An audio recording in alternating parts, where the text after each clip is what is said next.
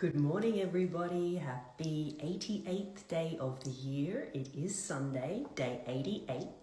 And according to 365 Tao by Deng Ming Tao, our word for today is interpretation. It'll be interesting to see what this little book of wisdom has to say about that subject for us. How are you feeling this morning? Did you check in with yourself this morning? Notice what's happening in the environment around you and how that's affecting you. Take a few moments to do that this morning if you haven't already.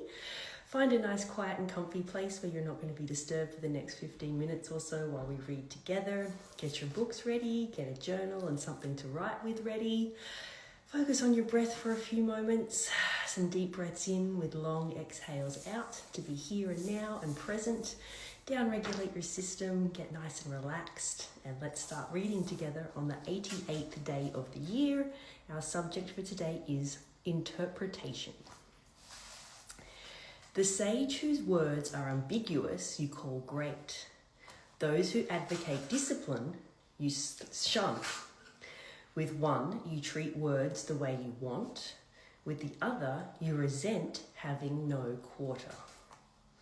I guess that's what the word interpretation, right? Things are always open to interpretation, as it says here in the third sentence. You treat words the way you want. You can interpret them whatever way you think, correct?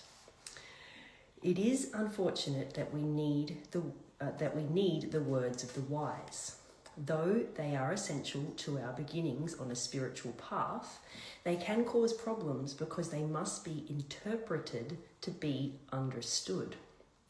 Because words are imperfect, every generation rewrites itself.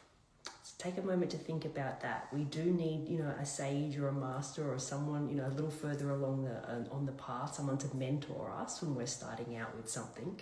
But this can be problematic because words are imperfect and they're open to interpretation. Just because something is written one way, it doesn't mean that everybody is going to interpret it the same way, right? That's the point, human beings, we're all very, very different. We're the same, but we're very different. We've got different backgrounds, different education, different ways of being, different points of view. So even if something is written one way, every individual person can interpret it differently.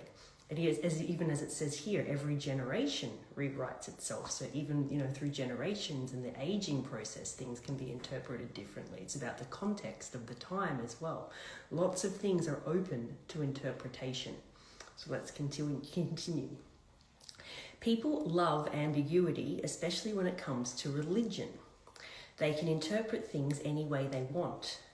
If they are unhappy with the cast given to a particular teaching, they invent ways to circumvent it, which is why we have so many authorities, schools, and sects. It is no accident that the most revered sages are dead.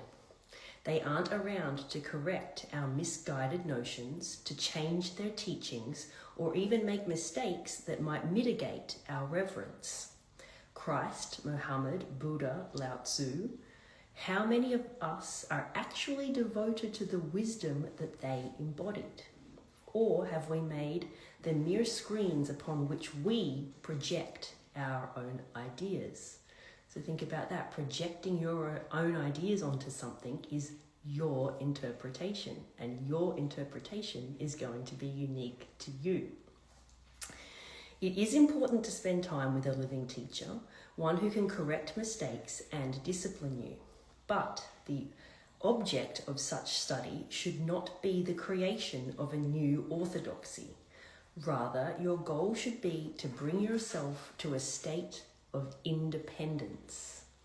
I love that. That's a really wonderful thing to think about in life in general. I'm going to reread it.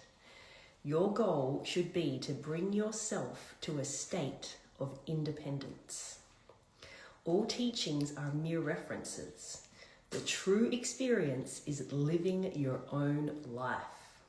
Then even the holiest of words are only words. Wow, so here's that theme that's been coming up for the past couple of days. The true experience is living your own life, right? It's taking everything that you know and putting it into action through the process of living your life. And as everything in this life is open to interpretation, the way we interpret the way that we live is going to be put into the actions that we do and the life that we live. We're very, very unique individuals. And as it says here, words are imperfect. You could give the same, book or teaching or scripture or whatever it is with the same words to 10 different people, and 10 different people are going to interpret it in their own way, through their unique lens, through their circumstances, through their situations, through their viewpoints, through their history, through their culture, through all of those things. We put it through our unique filtration system, and we're going to interpret it differently.